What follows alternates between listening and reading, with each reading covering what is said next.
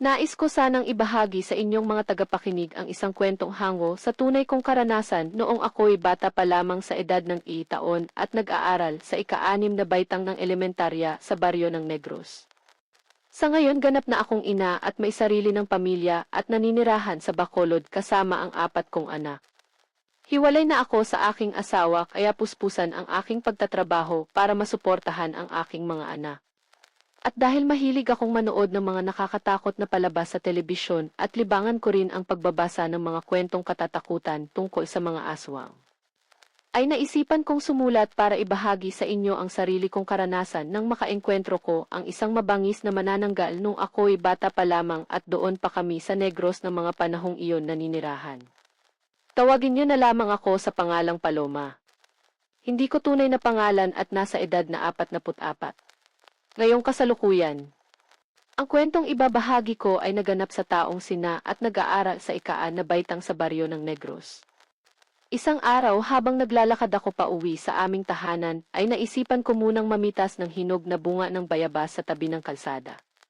At mga panahon kasing yon ay hindi pa sementado ang kalsada at wala namang nagmamay-ari ng nasabing puno dahil malayo ang agwat ng bawat kabahayan. At masasabi ko na liblib na lugar ang aming baryo at mahaba-haba rin ang aking lalakarin bago ako makarating sa aming tahanan. Habang namimitas ako ng hinog na bayabas ay nilalagay ko naman ang napitas na bunga sa aking bulsa. Pakanta-kanta pa ako habang ako'y pumipitas ng bunga. Dahil naaaliw ako pagmasdan ng hitik na bunga ng punong bayabas. At habang nalilibang ako sa pamimitas ay isang matandang babae ang tumawag sa akin. May dala itong maliit na bayong kung saan naglalaman ito ng kanyang paninda na suman.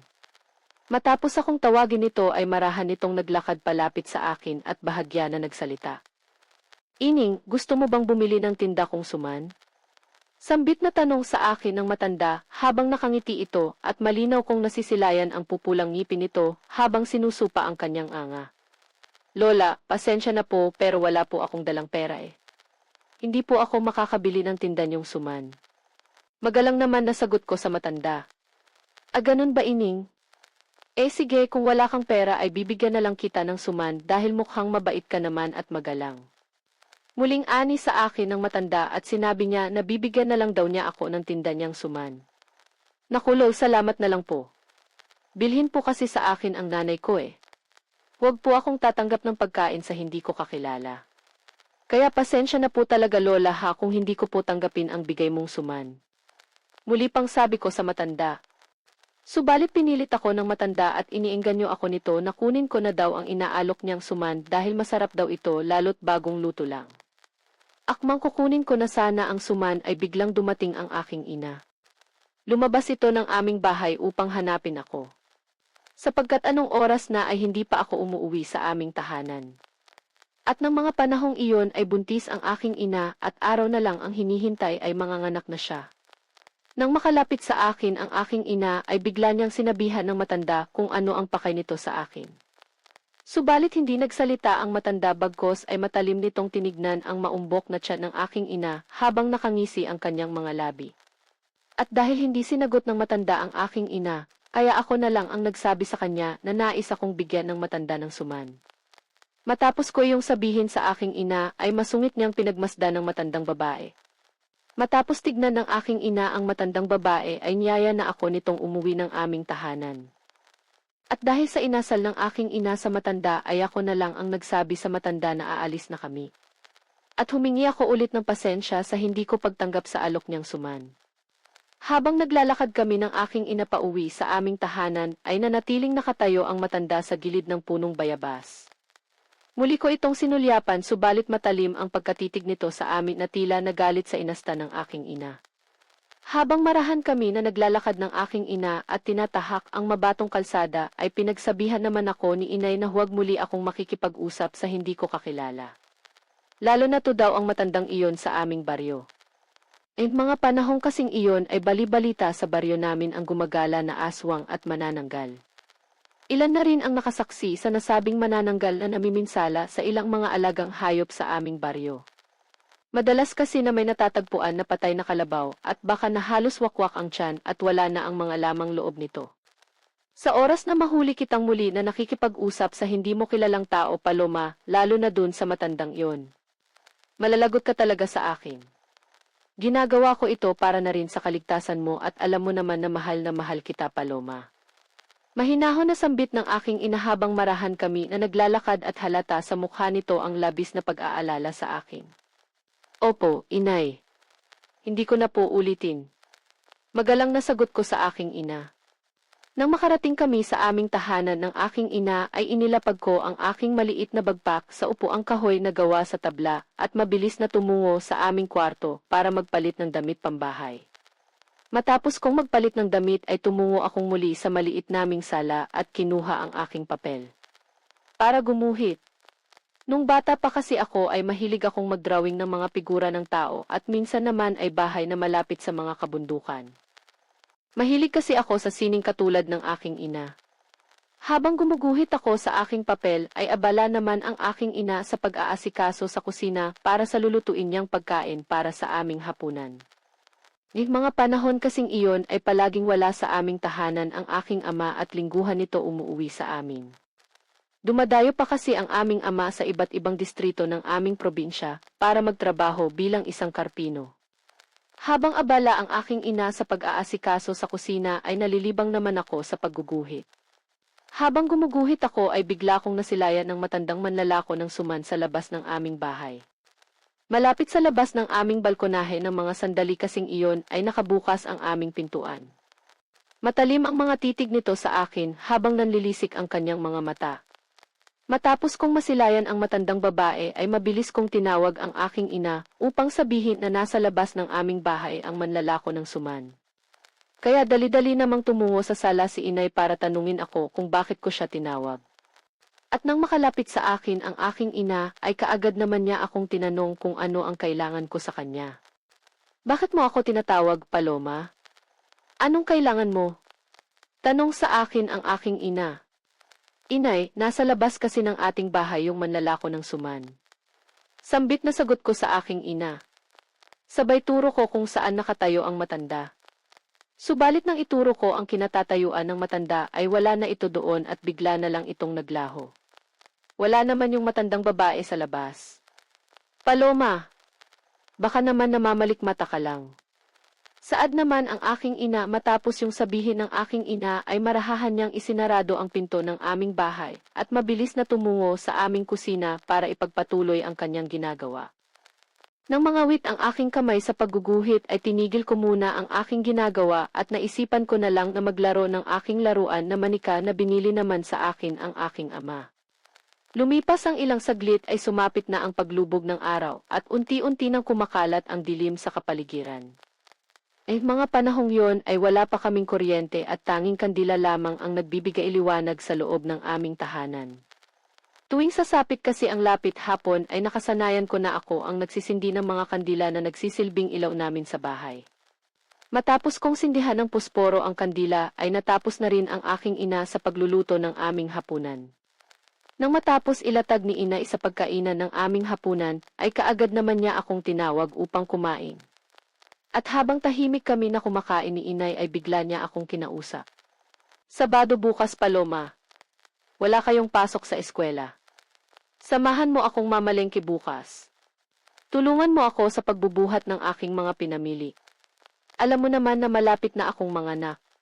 Sambit sa akin ni inay at nakiusap ito na samahan ko siyang mamalengke. Opo, inay. Sasamahan po kita bukas mamalengke. Si tatay. Kailan po ba ang uwi niya? Magalang na sagot ko sa aking ina. Sabay tanong ko kung kailan uwi ang aking ama. Matapos naming kumain ay tinulungan ko ang aking ina na magligpit ng aming pinagkainan. Ako na rin ang naghugas ng mga pinggan dahil alam kong napagod ang aking ina sa pagluluto at nasanay na rin ako sa gawaing bahay dahil madalas akong tinuturuan ng aking ina sa lahat ng bagay. Tulad na lamang ng paglalaba dahil mabuti daw na habang bata pa ako ay may alam na ako sa gawaing bahay, lalo na tay niyang anak. At nang matapos ako sa paghugas ng pinggan ay naisipan ko na ring maghilamos. Nakasanayan na rin kasi namin ang aking ina na matulog ng maaga ng mga panahong yon. Matapos kong maghilamos ay marahan akong naglakad patungo sa aming silid para muling magbihis ng pantulog na damit. Habang ang aking ina naman ay pansamantalang nakahiga sa papaghabang hinihimas ang maumbok niyang tiyan. Nang makabihis ako ng pantulog na damit ay tumabi ako sa aking ina at hinaplos ko ng marahan ng kanyang tiyan habang nakahiga ako sa kanyang tabi. Samantala, habang nakahiga kami ng aking ina sa papag ay isang malakas na pagaspas ng hangin ang umihip sa aming bubungan na tila parang may dumaan na malaking ibon. Kaya naisipan ang aking ina na sumilip sa bintana ng aming silid at kung anong pagaspas ang pabalik-balik na lumilipad sa aming bubungan. Subalit hindi ito matanaw ng aking ina. Kaya marahan na naglakad ang aking ina palabas ng aming silid upang tumungo sa sala. Naisipan kasi ng aking ina na ikandado na ang pinto sa harap ng aming bahay. Pati ang dalawang bintana na nasa tabi ng pintuan ay isinarado din ang aking ina. Matapos niyang maisara ang lahat, ay kinuha na niya ang lampara upang yun ang gawin naming ilaw. Dahil delikado daw para sa amin kung kandila ang magsisilbing liwanag sa oras ng aming pagtulog. Matapos na masindihan ang lampara ay nilagay niya iyon sa sahig ng aming sala na malapit lang sa labas ng aming silid at muli siyang bumalik sa aming silid. Habang nakahiga kami ng aking ina sa papag na tanging banig lang ang sapin, ay marahan naman niyang hinahaplos ang aking buhok hanggang sa dalawin ako ng sarili kong antok at tuluyan na akong nakatulog. Kinabukasan ay maaga kaming nagising ng aking ina. Nakasanayan ko na ring gumising ng maaga, lalo na't walang kaagapay ang aking ina sa ibang mga gawain.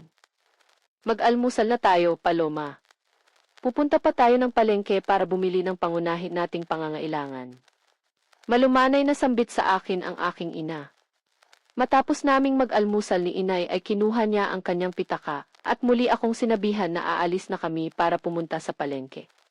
May kalayuan kasi ang palengke sa amin mga panahong iyon.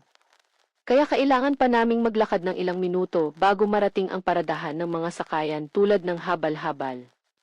Bukod pa doon matapos naming marating ang paradahan ay ilang minuto rin ang biyahe bago namin marating ang palengke. Habang marahan kami na naglalakad ng aking ina ay hawak ko naman ang kanyang kamay.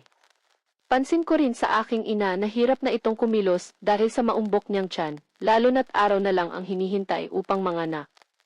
Maaaring pwede siyang manganak bukas o sa susunod na mga araw. Nang makarating kami sa paradahan ay kaagad naman kaming sumakay ng aking ina sa isang habal-habal. Marahan at maingat namang pinapatakbo ng driver ang sinasakyan namin dahil nga sa buntis ang aking ina. Habang binabagtas namin ang kalsada, lula ng habal-habal ay bigla niyang kinausap ang aking ina. Ginang, dapat sa ganyang sitwasyon mo ay asawa mo na ang inuutusan mong mamalengke. Delikado na para sa ang panailaabas ng ating baryo. Alam mo ba may natagpuan na namang patay na kalabaw malapit daon sa tubuhan. Wakwak yung tiyan nito at halos wala na ang lamang loob. Ang sabi ay dayong manananggal daw ang salarin. Saad ng manong driver ng habal-habal sa aking ina. Ganun po ba? Hindi pa rin po ba matukoy kung sino yung dayong manananggal sa baryo natin? Mukhang marami na siyang nabibiktima na alagang hayop dito ah. Sambit naman ang aking ina sa driver ng habal-habal. Sabay tanong kung may hinala na sila kung sino ang gumagalang manananggal. Hindi pa matukoy kung sino, ginang. Marami na kasing dayo sa ating baryo. Sagot naman ni manong driver sa aking ina. Napatigil na lang ang kanilang pag-uusap nang marating na namin ang palengke. Nang makarating kami sa palengke ay ako ang unang bumaba ng habal-habal at inalalayan ko naman ang aking ina gamit ang paghawak ko sa kanyang mga kamay. Nang nasa palengke na kami ay hindi naman gano karami ang aming pinamili. Tanging mga pangunahing pangangailangan lang ang binili ng aking ina tulad ng asukal, gatas, mga sangkap sa pagluluto, gulay, isdang bangus at kalamansi. Matapos naming mamalengke ang aking ina ay ako ang nagbitbit ng ilang supot habang bitbit naman niya ang isang maliit na supot na naglalaman ng tinapay at muli kaming sumakay ng habal-habal upang umuwi na sa aming bahay. Sinabihan din ng aking ina ang driver na doon niya kami ibaba sa mismong tapat ng aming bahay. Nang makarating kami sa aming bahay, lula ng sinakyan naming habal-habal ay tinulungan kami ni manong driver. Siya na ang nagbitbit ng aming pinamili at binuhat niya iyon at dinala sa mismong tapat ng pintuan ng aming tahanan. At nang mailapag ni manong driver sa sahig ang mga supot ay kaagad naman kaming nagpasalamat. Akmang papasok na sana kami sa loob ng bahay, ay biglang sumulpot ang matandang babae. Tangan na naman nito ang bayong na naglalaman ng nilalako niyang suman. Bukod sa suman ay may dala pa itong isang silag na supot na naglalaman ng longganisa.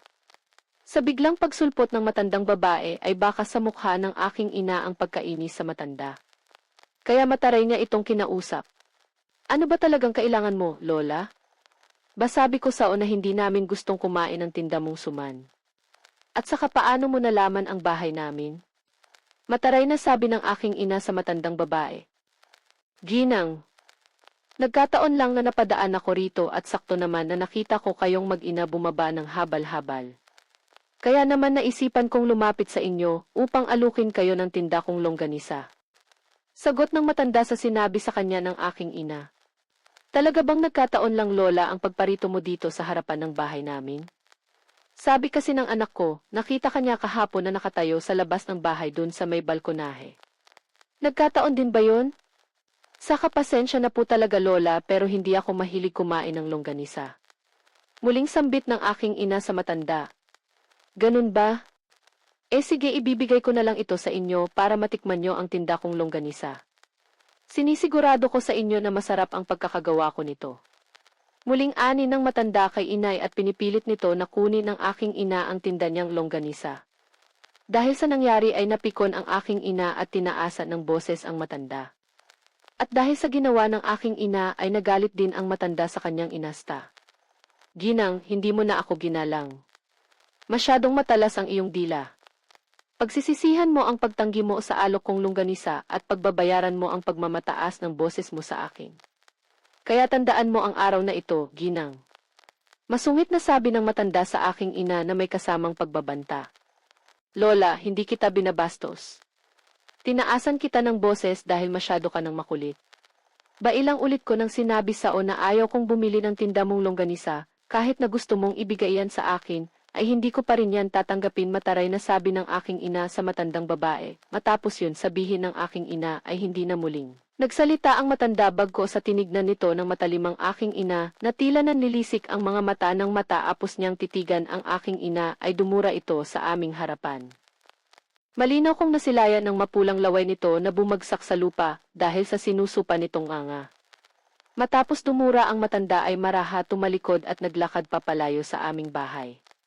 Nang makalayo ang matanda sa aming bahay ay kaagad akong niyaya ni inay na pumasok ng aming tahanan. Bago kami tuluyang makapasok ay kinuha ko ulit ang mga supot na aming pinamili sa palengke. Huwag ka na munang lalabas ng bahay, Paloma ngayong araw ha. Dito ka na lang sa loob ng bahay maglaro. Masama ang kutob ko na babalikan tayo ng matandang yun. Sambit sa akin ni inay nang makapasok kami ng aming tahanan. Bakit naman tayo babalikan ng matanda, inay? Wala ka namang ginawang masama sa kanya. Tanong ko sa sinabi sa akin ng aking ina. Basta gawin mo na lang ang sinabi ko, Paloma. Wala nang maraming tanong pa. Sagot ng aking ina sa tanong ko. Nang mailagay na namin ni ina isa lamesa ang aming pinamili ay inutusan niya ako na isarado ko na at ikandaw ang aming pintuan. Sa sala. Kaagad naman akong tumungo sa sala at mabilis na kinandado ang pinto. Tulad ng bilin sa akin ang aking ina na bawal akong maglaro sa labas kaya naisipan ko muling gumuhit. Kinuha ko ang papel, lapis at krayola sa aking bag habang ang aking ina naman ay nagsimula ng magluto ng aming tanghalian. Habang gumuguhit ako sa aking papel ay biglang kumalabog ang aming pintuan na tila parang may bumato. Sa katunayan nga ay narinig din iyon ang aking ina dahil sa lakas ng kalabog. Marahan na naglakad ang aking ina patungo sa aming sala kung saan ako nakaupo at kaagad niya akong tinanong kung ano ang kumalampag sa aming pintuan. Sinabi ko naman sa aking ina na parang may bumato sa aming pintuan sa labas ng bahay. Kaya muling naglakad ang aking ina para tignan kung may tao sa labas. Hindi muna binuksan ang aking ina ang pintuan bagkus sumilip muna siya sa aming bintana. Matapos niyang sumilip sa bintana ay wala namang tao sa labas ng aming bahay. Kaya naisipan niyang buksan ang aming pintuan. Nang mabuksan ng aking ina ang pinto ay halos napasigaw ang aking ina. Kaya mabilis akong tumakbo para alamin kung ano ang nangyari. At nang makalapit ako sa aking ina ay halos napayakap ako sa kanya dahil sa pugot na ulo ng isang kalabaw ang nakalatag sa sahig ng aming balkonahe. Halos may bahid din ng sariwang dugo ang nagkalat sa labas ng aming pintuan.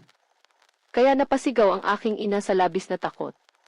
Nang mga sandaling yon ay napapaiyak ako habang niyayakap ko ang hita ng aking ina dahil nakaramdam din ako ng labis na takot.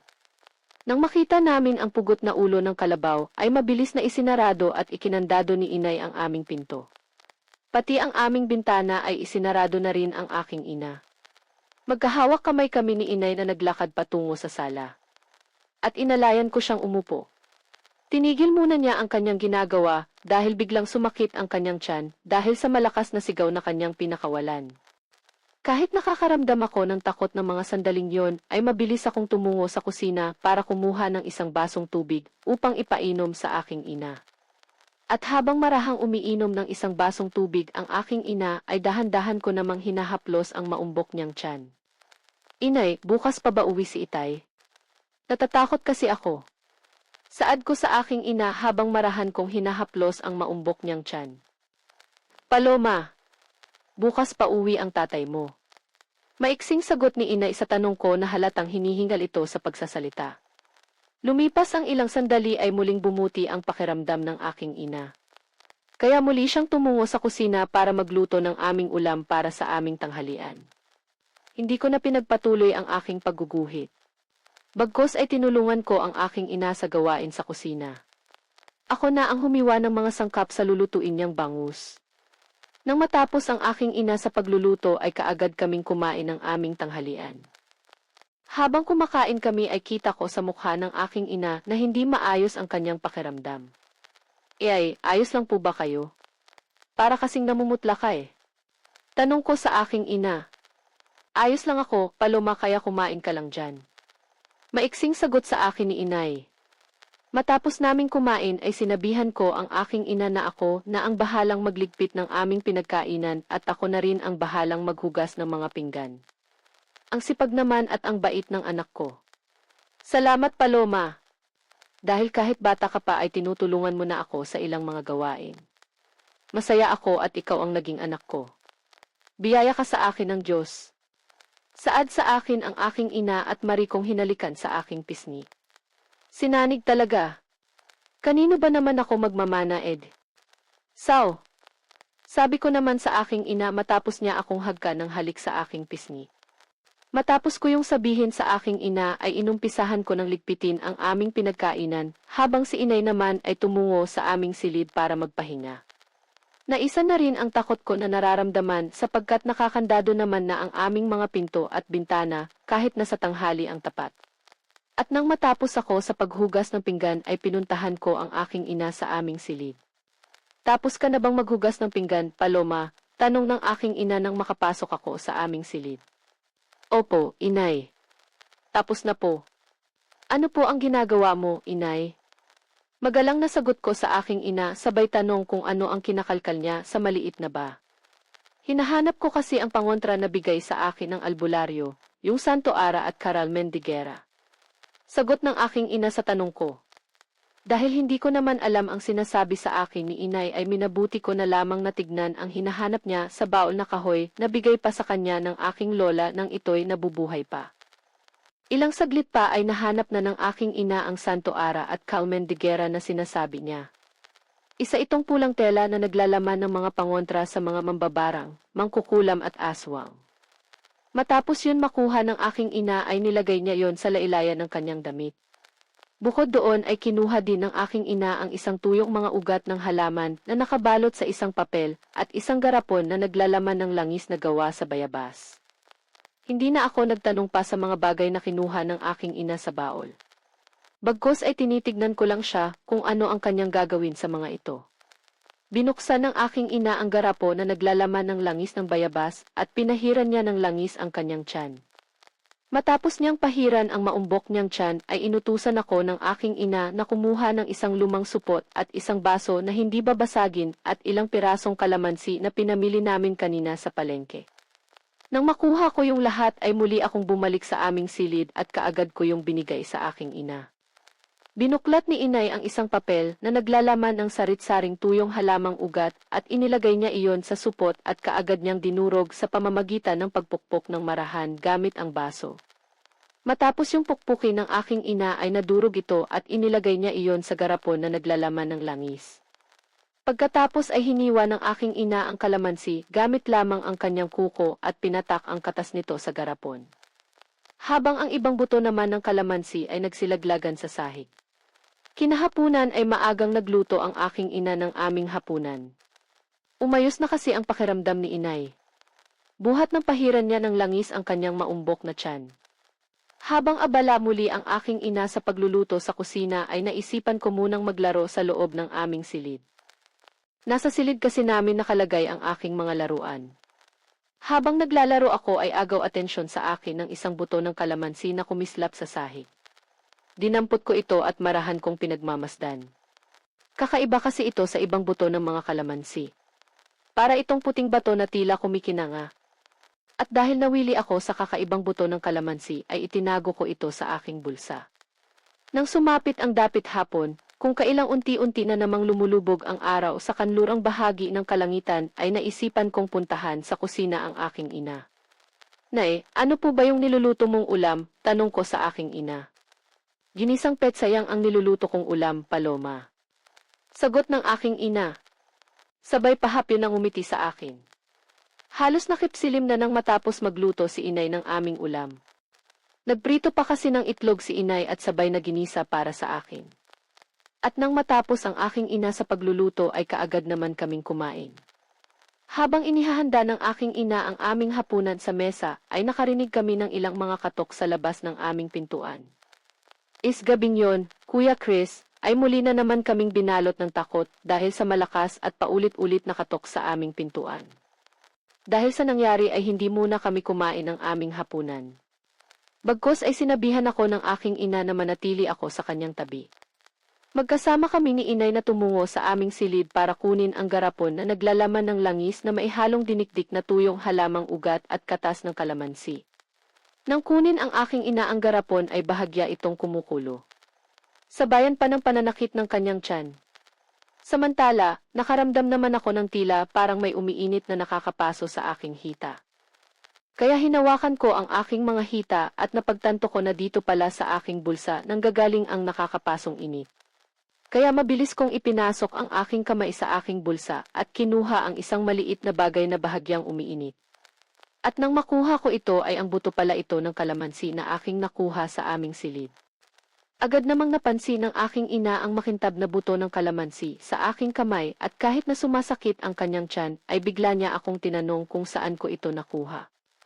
Sinabi ko naman na galing ito sa mga nalaglag na buto ng kalamansi na pinatak niya kanina sa garapon na mailangis.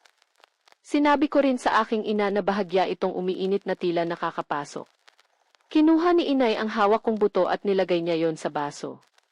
Matapos malagay ng aking ina ang buto ng kalamansi sa baso ay muli niya akong inutusan na kumuha ng ilang piraso ng kalamansi at mabilis niya yung pinatakan ng maraming katas upang ibabad ang nasabing buto.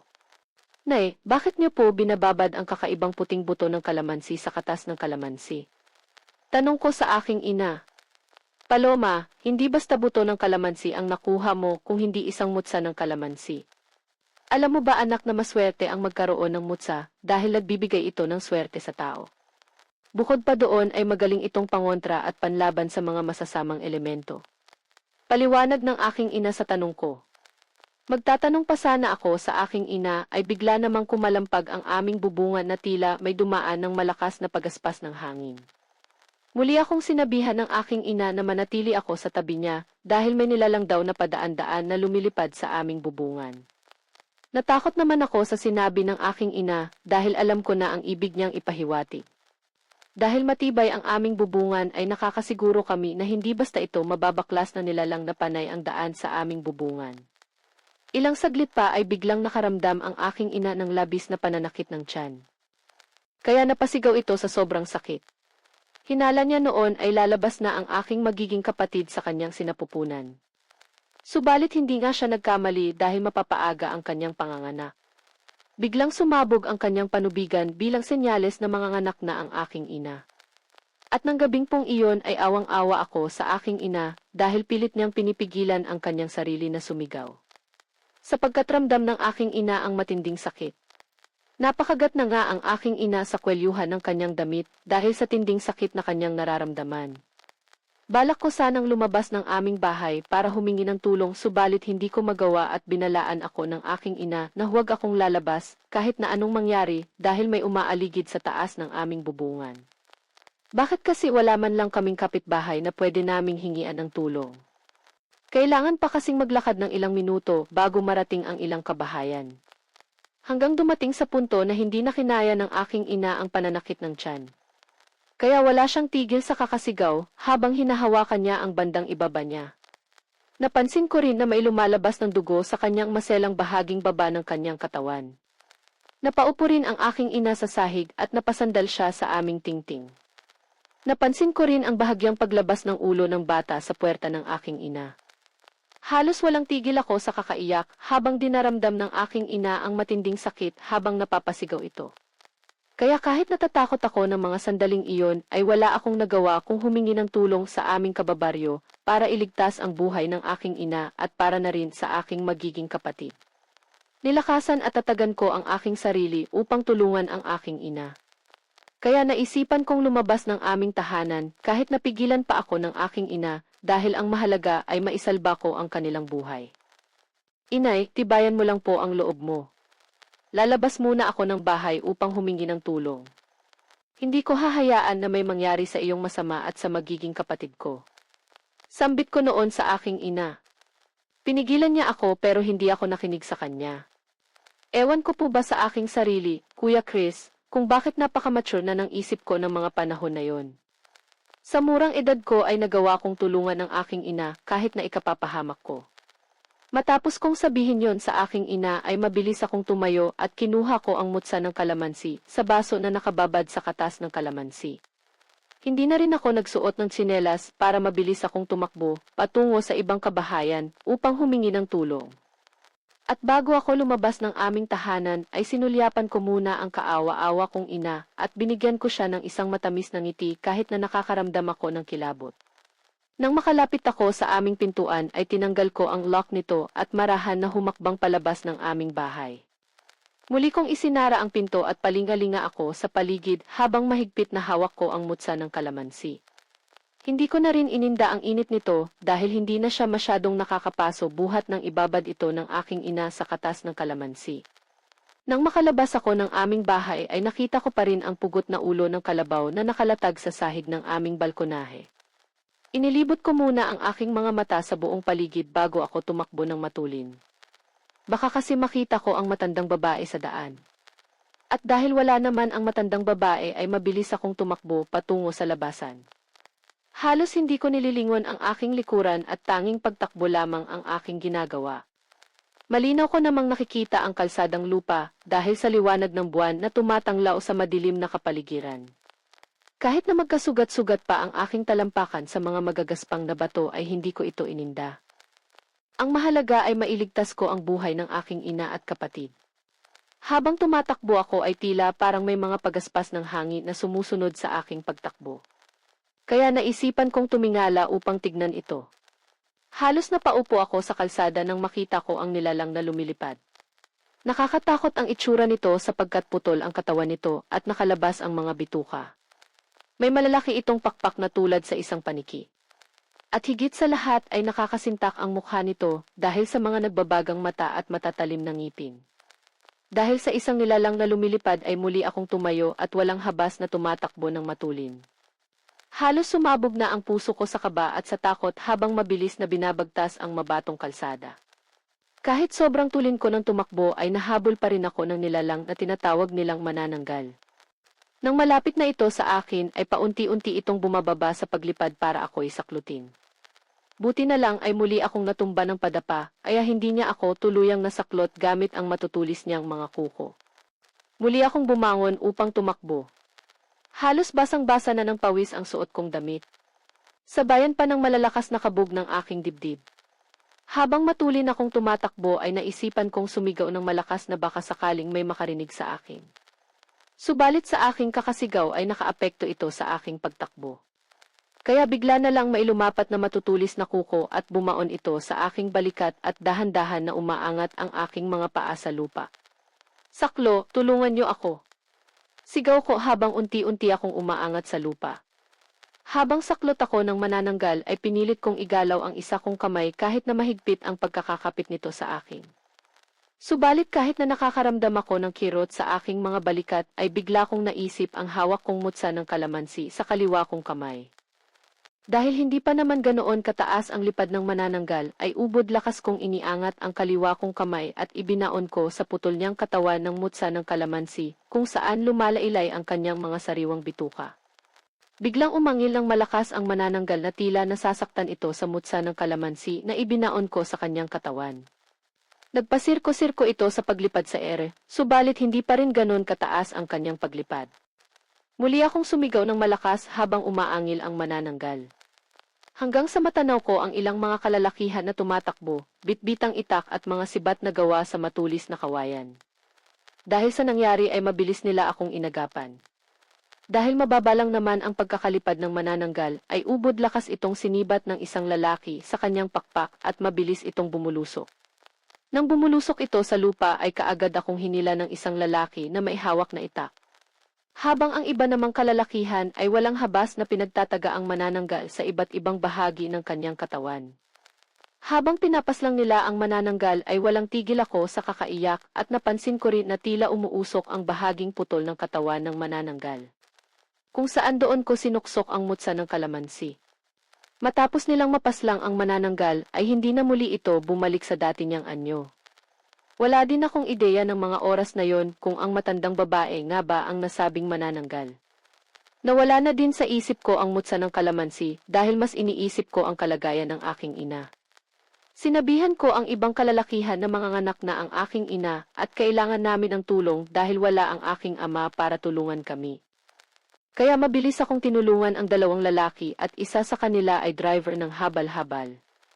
Mabilis na tumakbo ang lalaki pabalik sa kanilang bahay para kunin ang kanyang sasakyan na habal-habal. Habang ang ibang kalalakihan naman ay sinunog ang katawan ng manananggal. Nang dumating ang lalaking kumuha ng kanyang habal-habal ay mabilis kaming tumungo sa aming bahay kasama pa ang isang lalaki. Nang makarating kami sa bahay ay nadatnan namin ang aking ina na nakalabas na ang sanggol sa kanyang sinapupunan. Subalit na natili pa rin na nakadugtong ang pusod ng sanggol sa puwerta ng aking ina. Inalalayan ng dalawang lalaki ang aking ina habang karga-karga niya ang aking kapatid. Halos nang hihina na ang aking ina pero pilit pa rin niyang tinitibayan ang kanyang sarili. Nang madala namin ang aking ina sa pagamutan ay mabilis naman siyang inasikaso ng midwife at nurse na nakatalaga sa nasabing pagamutan. At ginamot din ng isang nurse ang aking mga sugat sa magkabila kong balikat. Nagpasalamat naman ako sa dalawang lalaki na naghatid sa amin sa pagamutan na malapit sa bayan. Hindi ko na rin inisip ng mga oras na yon ang manananggal at mutya dahil mas nakatoka ako sa pagbabantay sa aking ina. Kinabukasan ay agad namang tumungo ang aking ama sa pagamutan sa bayan. Nalaman niya kasi sa aming mga kababaryo ang nangyaring trahedya sa amin ng aking ina kagabi. Kaya dali-dali siyang pumunta sa pagamutan para tignan ang aming kalagayan. Nangako din ang aking ama sa amin ni inay na hindi na siya muling dadayo pa sa ibang lugar para magtrabaho. At kung magtatrabaho man siya sa ibang lugar, ay sisiguraduhin niya na makakauwi siya tuwing gabi. Hanggang dito na lamang po ang aking kwento, Kuya Chris. Sana'y magbigay ito ng inspirasyon sa ibang kabataan na mahalin natin at igalang ang ating mga magulang at ipadama natin sa kanila ang tunay na pagmamahal habang sila ay nabubuhay pa. Dahil hindi sa lahat ng oras at panahon ay makakasama natin ang ating mga mahal sa buhay. Lubos po akong nagpapasalamat sa pagbabahagi ng aking istorya sa inyong munting tahanan. Naway marami pa kayong kwento na maibabahagi sa mga tagapakinig. Sa muli ang inyong sender, Paloma ng Bacolod. Magandang araw po sa mga nakikinig sa channel na ito. Tawagin niyo na lang po ako sa pangalang Alberto o mas kilalang Berto. Nais ko lamang pong ibahagi ang karanasan ko sa isang magandang dalaga, ngunit nagbabago ng anyo sa tuwing sasapit na ang gabi. Nang mga panahong ito ay binata na ako, kaya hindi na mawala sa akin ang pagiging babaero. Hindi sa pagmamayabang. May itsura din po kasi ako kaya marami din akong napapaiyak na babae ng mga papanahunan ko. Matipuno din po ang pangangatawan ko dahil banat po ako sa pagtatrabaho. Naninirahan kami noon sa isang baryo dito sa Mindoro. Hindi ko na lamang po papangalanan para sa seguridad nito. Isang araw habang pauwi ako dahil sa pangangahoy na gagawin naming panggatong ay may nakasalubong akong isang babae na napadaan sa kinaroroonan ko. Nahihiya pa akong tanungin kung anong pangalan nito dahil sa mga kahoy na dala ko. Hanggang sa tumapat na ito sa akin. Dahil nga sa ganda ng babaeng ito ay hindi ko na napigilang magtanong kung anong pangalan at kung saan siya nakatira. Nakita ko naman ang pagpula ng pisngi ng babae at sinagot naman ang tanong ko. Tawagin na lang natin ang babae sa pangalang Lorena. Hindi nito totoong pangalan. Medyo malapit lang ang bahay nito sa amin kaya agad ko itong tinanong na kung pwede minsan ay dadalaw ako sa bahay nila. Umiti ito at tumango at agad na umalis. Nang makalayo-layo na ito sa kinaroroonan ko ay napasigaw na lang ako ng jackpot. Dahil sino ba namang lalaki ang hindi mabibighani sa ganda nito? Para akong nakabingwit ng isdang mamahalin dahil sa alindog ng babaeng ito. Kinagabihan nga noon ay pumunta ako sa sinabing bahay ng babae. Ngunit nang pagdating ko doon ay matandang babae ang nadatnan ko. Tinanong ko ang matanda kung nasan si Lorena, ngunit wala daw ito dahil sa pumunta daw ito sa bayan para bumili ng gulay. Sinabi ko na lang na maghihintay ako. Ngunit oras na ang lumipas ay wala pa rin ito. Dahil nga sa gabi na noon ay umuwi na lang ako at labis ang lungkot na nadaram ko noon dahil sa hindi ko nakita si Lorena. Ngunit nabigla na lang ako kinaumagahan dahil sa paggising sa akin ng aking kapatid na babae at may naghahanap daw sa akin ng matandang babae. Agad naman akong napatanong sa aking sarili kung sino yon kaya agad akong tumakbo palabas ng kwarto at kitang-kita ng dalawang mga mata ko, ang isang magandang babae na nasa harapan ko, si Lorena. Kaya binatukan ko ang kapatid ko. Matandang babae sa batang yan, matanda. Galit na sabi ko dito at kita ko naman ang pagkunot ng noo ng kapatid ko. Magsasalita pa sana ito, ngunit bigla ko na lang itong binatukan ulit kaya umalis na lang ito. Humingi naman ng pasensya sa akin ng matandang babaeng si Lorena dahil daw sa nangyari kagabi na hating gabi na daw kasi siya nakauwi ng gabing yon. Agad ko naman itong pinapasok at pinaupo. Sinabi ko na hintayin ako at magbibihis lang. Ngunit papalabas na ako ay narinig ko ang sinasabi ng ina ko dito. Natantanan mo ang anak ko. Aswang ka. Nagtatago ka pa sa ibang anyo para lamang mambiktima. Agad akong lumabas na parang walang narinig. Agad namang umalis ang aking ina at pumasok sa kusina. Tinanong ko si Lorena kung ayos lang ba ito, ngunit ngumiti lang ito. Mga isang oras din kaming nag-usap noon ni Lorena at agad na itong nagpaalam at baka daw hinahanap na ito ng kanyang lola. Agad ko namang sinabi na siguro ito yung matandang nadatnan ko pumunta ako sa bahay nila. Sinabi niya naman na at agad na umalis ito. Nang mawala na ito sa paningin ko ay nakangiti pa ako nang biglang may bumatok sa akin at bigla ako nitong sinigawan. Nakita ko si nanay na galit at sinabi sa aking tigilan ko na ang babaeng yon dahil ito daw ay aswang. Sinagot ko naman ang nanay ng nakakaloko. Kung ganon kaganda ang aswang ay handa akong magpakain sa baytawa. Sinagot ako ng nanay ko ng bahala daw ako at pag ako napahamak ay dahil lang din daw sa sariling katigasan ng ulo. Para maniwala daw ako ay pag pumunta ako sa bahay noon ay kagatin ko ang isang pirasong bawang dahil naniniwala siya na iba ang aking nakikita dahil ang nakikita daw niya ay matandang babae. Kaya naniniwala ang inay ko na ginayuma daw ako ng matandang yon. Isang araw ang lumipas ay dinalaw ko si Lorena. Ngunit tanghali ako pumunta dahil sa gabi ay mailakad ako dahil kaarawan ng kumpare ko. Nang kumatok ako sa pintuan ng bahay ni Lorena ay bumungad sa akin ang malaanghel na mukha nito. Kaya agad akong natulala. Hindi ko napansin na nagsasalita pala ito.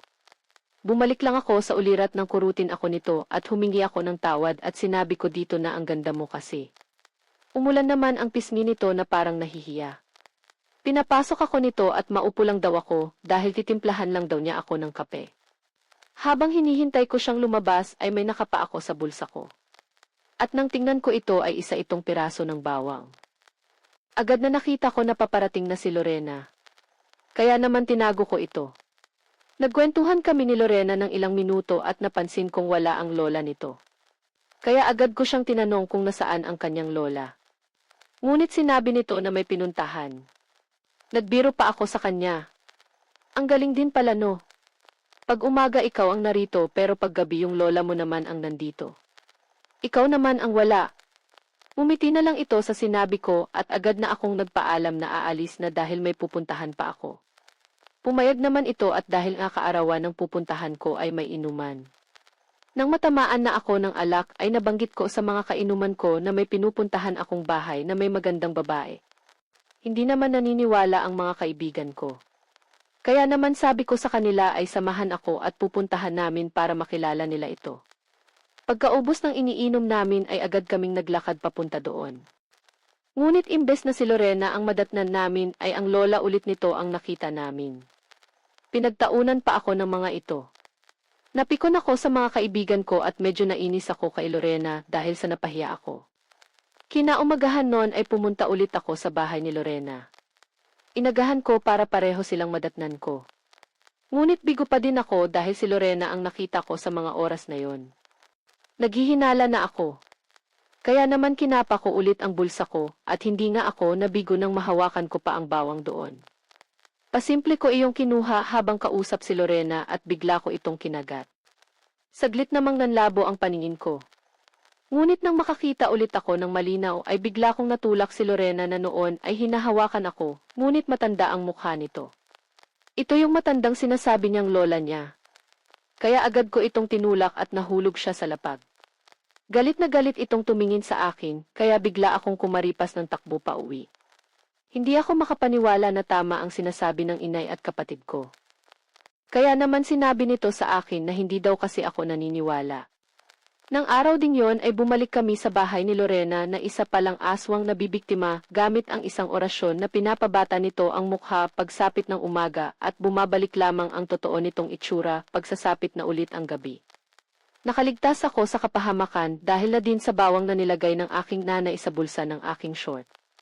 Subalit wala kaming nadatnan na tao sa bahay niya, kaya buong akala ko ay hindi ko na siya makikita pa. Ngunit nang sumapit ang 5 ng hapon habang nagsisibak ako ng panggatong ay agad kong nakita ang matanda sa harap mismo ng aking pinagsisibakan. Agad ko itong minura at sinabi ko na tigilan niya na ako dahil hinding-hindi niya na ulit ako mabibiktima. Subalit nang hilakbot ako nang makita ko ang pagpalit ng anyo nito dahil noong una isang matanda lamang ngayon ay ibang-iba na. Kitang-kita dito ang nangangalit na mata habang kitang-kita ko ang mahahabang pangil at naglalaway. Bigla kong iniangat ang palakol at sabay banta rito na papatayin ko siya pag hindi pa ito umalis. Subalit inangilan lamang ako nito. Kaya naman dahil sa galit ko ay agad ko itong tinakbuhan at pinalakol. Ngunit mabilis itong umilag at agad ako nitong kinalmot sa may braso. Malaking sugat ang natamo ko noon. Nang akmang susugurin niya na ulit ako ay agad kong winasiwas ang palakol at natamaan ito sa may dibdib. At habang sumisigaw ay tumakbo bigla ito sa may damuhan. Agad na lumabas ang aking nanay at kapatid dahil sa narinig nilang ingay at agad na nagtanong kung ano yun. Sinabi ko na si Lorena na nasaan yung aswang. Susugurin sana ako nito. Napansin din ng aking ina ang sugat ko kaya agad akong pinapasok para magamot ito. Kinabukasan noon ay maaga naming pinuntahan ang bahay ng aswang. Ngunit wala na kaming nadatnan. Nabalitaan na lang namin sa kabilang baryo na may lumipat doon na isang matanda. Kaya alam namin na ito yung aswang. Nakaligtas man siya sa kamatayan ay alam kong habang buhay niya nang dadalhin ang sugat na yon ng dahil sa palakol. Kaya tayong mga lalaki ay huwag bumasi sa itsura dahil hindi natin alam kung ano ang itinatago nitong lihim sa kabila ng maganda nitong mukha.